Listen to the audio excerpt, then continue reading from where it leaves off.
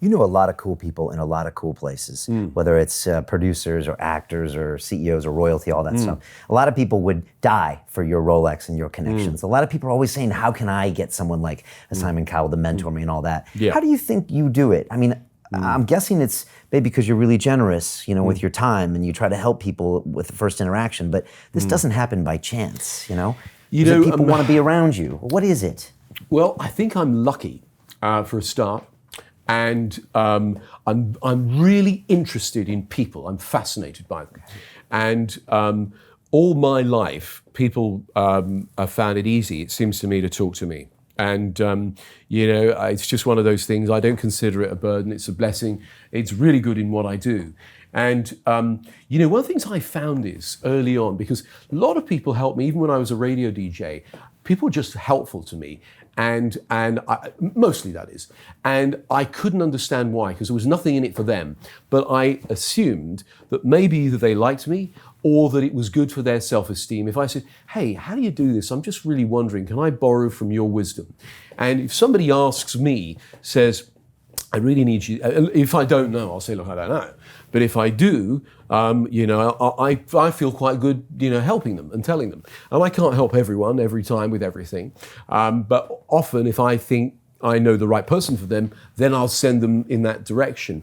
And so, I mean, I don't know. I mean, a friend of mine who is an astrologer, he sadly's passed now, a brilliant astrologer.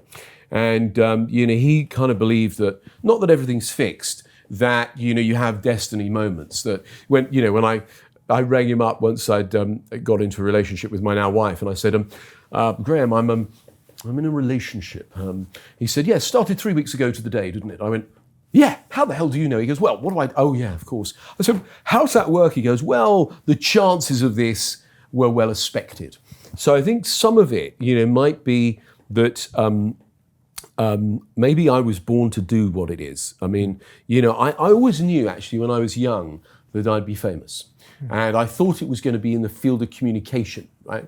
And so that's why I assumed it was a radio broadcaster. I didn't realize it was as a hypnotist and you know, as a broadcaster, I suppose, to some extent, and an author. So I suppose in some sense, you know, maybe there is a little bit of destiny in there, although I firmly believe we create our own destiny, our own futures, or certainly we have free will. We've got freedom of choice, you know, and people often say, oh, but doesn't it take a long time and a lot of effort to change? And I go, do you know, I've seen people change in a heartbeat like that. They've gone, right, I've had enough, I'm never doing that again. And they don't, or they go, oh, they meet that particular person, in that moment their life changes.